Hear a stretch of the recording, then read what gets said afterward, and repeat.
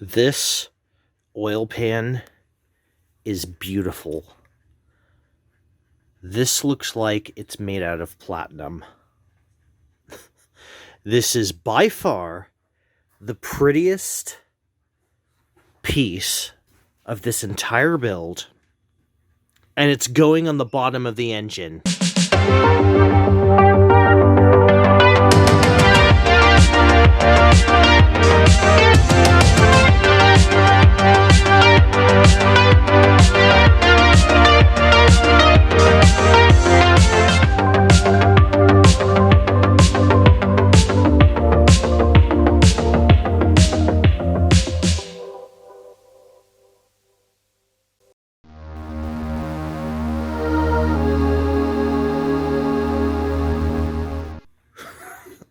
But no, seriously, I mean, obviously I'm serious about that, but just, I really can't believe how good this welder is.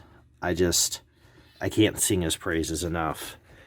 And yeah, this is totally going to work for what I need it to be. I'm chuffed. This came out well as well, but this was steel, a little bit easier. And, I don't mind as long as it sucks up oil from the bottom. It is now 12:30 because we went to go get it late at night. And we gabbed our jaws with the welder guy because he's really cool dude. Got a really cool 240SX and all that jazz. And we're going to put the engine in tonight with this attached. Okay, it's almost 2 o'clock in the morning. I'm about ready to call it a night. We got it in.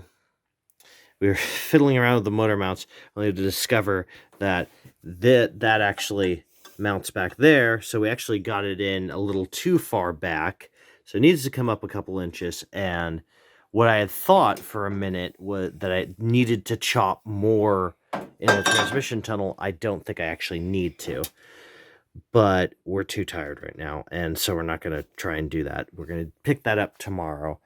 The main problem that we're facing now is that the motor mounts are they're just not compatible. This would come up way too low to meet with that stock position. Honestly, I just want to sleep on it. Maybe, like, one thought, maybe we just mount that there and then go down and then chop into something down there. Just with a really long bolt. It's not the most stable solution.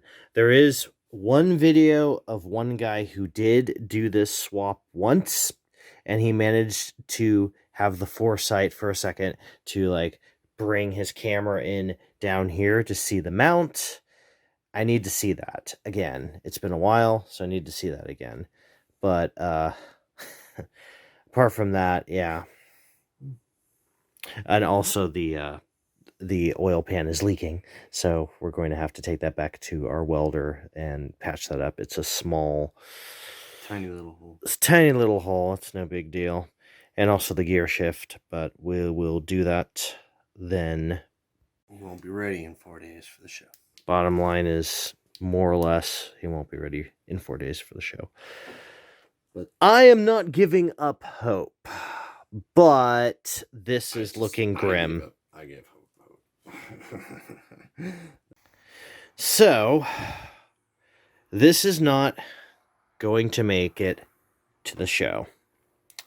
Which is a damn shame, but, it is only the latest damn shame of a secession, and it's just every engine build, engine swap cliche ever, been through the what the hell did I do phase, the this is so expensive phase, the this is taking forever phase, the whole bit. It doesn't matter. I'm over it at this point.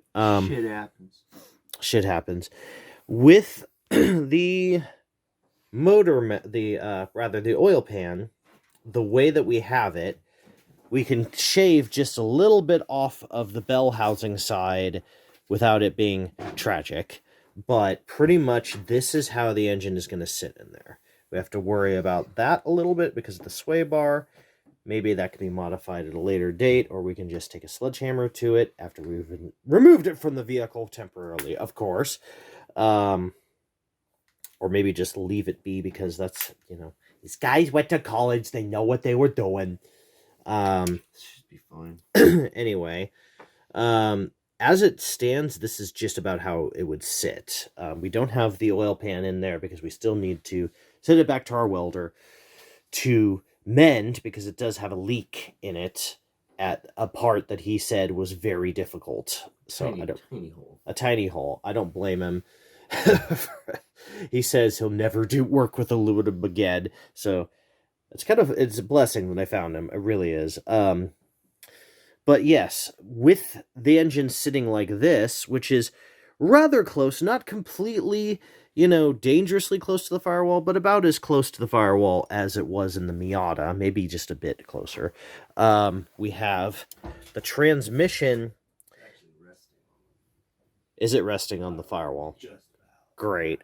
The transmission comes back a few more inches than I had originally calculated. Which means I need to cut into the transmission tunnel again. It also means that the shifter is going to be very interesting indeed. At the moment I'm working with, it's going to be a reverse gooseneck, which is like nobody has done ever, but here I am. So that is needed, and it's a matter of cutting into the transmission tunnel and eventually modifying the center console, which will look really weird, but I just don't give a shit anymore. Now the elephant in the room, the motor mounts.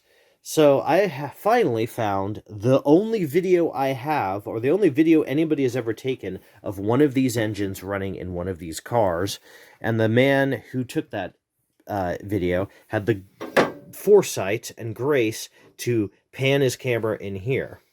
It was straight across. So it was just a long steel piece straight across to the stock motor mount, which I did keep. And there went a nut, or there went something. Which was just kind of like there. And actually it was more like there. Well, it was somewhere there. And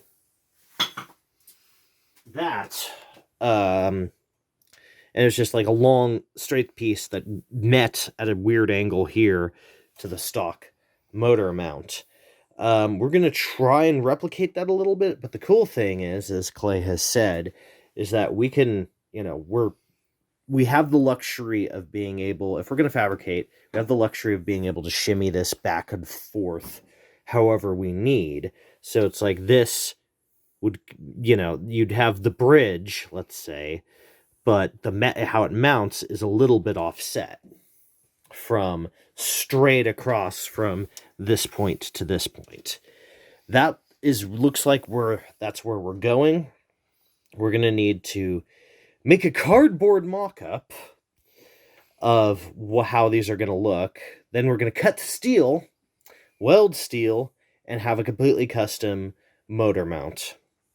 At this point, it is my duty to inform you that if anybody tells you, if you happen to have one of these, I know there's probably 1 or 2 humans on the face of the planet that might have one of these and might think, hey, what if a Miata engine fit in here?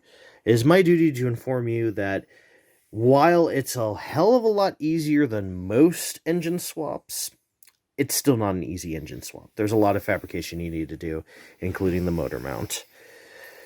So, that is where we are, and it's just too much fabrication. Even if we speed run this thing, whatever the terminology in the past tense would be, we would have the motor mounts done. It's Monday. We would have the motor mounts done at the best case scenario, Wednesday. That leaves me 1 day to do all of the wiring and all of the completing on this engine, and I'm not Lucas Electronics, so it's not going to fucking happen. So we're just going to take a breather and take our time here and do this right rather than quick. Anything you'd like to add? Pain in the ass. Yes. So the order of operations at this point is as follows. Get that grinded as much as we possibly can to give room. I just took some measurements. It will fit. Barely, but it will fit. And fitting is what I care about. So once he's done that, send it to our welder, who will plug the hole that he left. You know, and the poor guy, we gave him such ridiculous angles to work with his poor welder. It just was, I feel sorry for him, but we will mend that. And he did an amazing job given everything. So send the oil pan to our welder. Once we get it back, install it here. From there, we can actually position this engine and transmission where it's going to go. We're projecting here, which requires me, before we get, I can do this right now actually, I should be doing, to cut a couple more inches back into the transmission tunnel in order to accommodate the transmission and where we're now projecting it will be.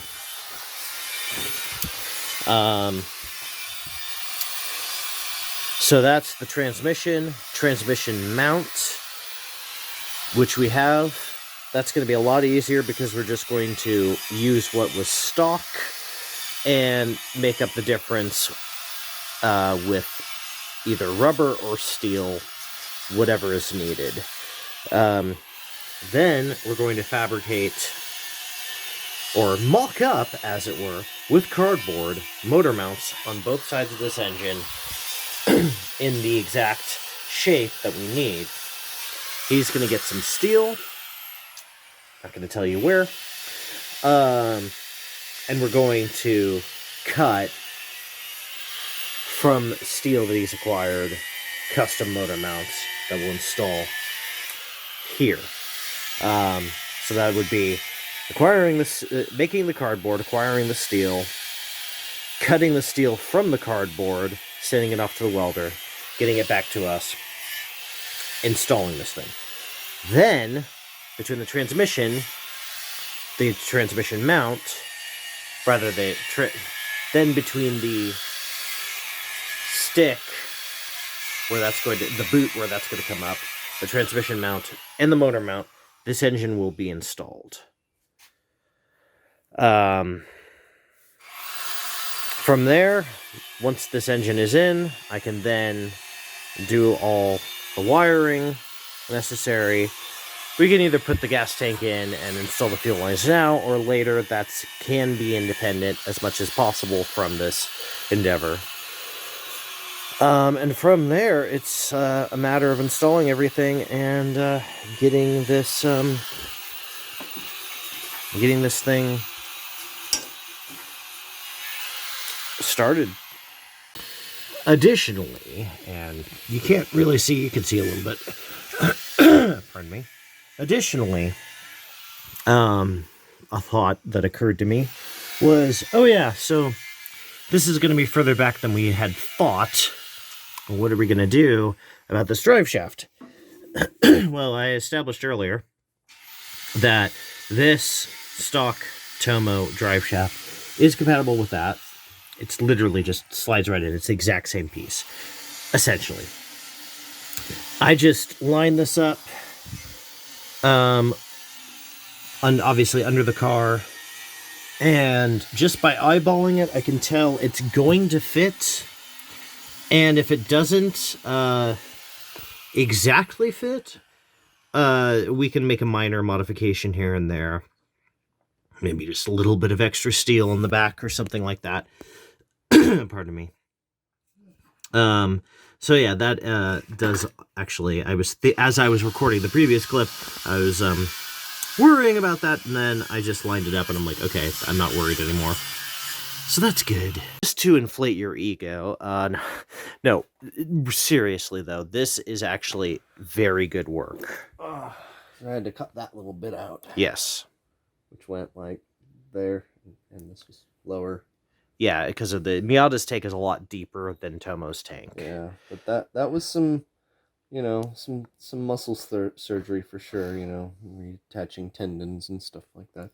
No, and that Sure. is probably the crown jewel of the piece, is that holds everything together.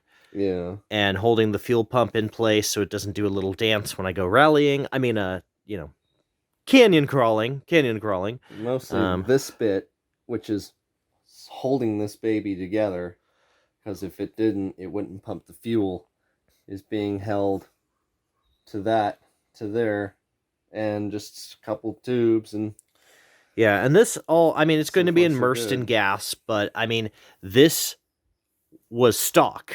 That's how it came stock that way, Yeah, just a with a couple little hose. lamps, yeah. So, that kind of inspired us, or did inspire us. It'll work, It will. So Yeah. All right. So ready that's to pump that lifeblood. exactly. Yeah. I still want you to cut a hole in the in the trunk, I'll but do that eventually. at one point, this transmission was being wedged out of the way as I chopped into the transmission tunnel by a Louisville slugger. And that's the oil pan back to us the same night. I really can't thank our welder enough. Now, by his own admission, he was just a little more sloppy with these welds, but that is to say there's contamination in them. But, I mean, I personally don't care. Looks like a filling in a tooth from the old days before they used not lead. But, it that is thorough. He was glad that my brother shaved all of this off, and he could get his welder in there. So that's a job well done, and I really can't thank him enough. I can't thank Clay enough. It's really, this is just a beautiful job. I'm really, I've said it like 5 times to pretty much everyone I know, but it's just like, I'm really sad because this beautiful work of art is going at the bottom of the engine where no one can see it, and it's gonna get all dirty from the road. But it's gorgeous.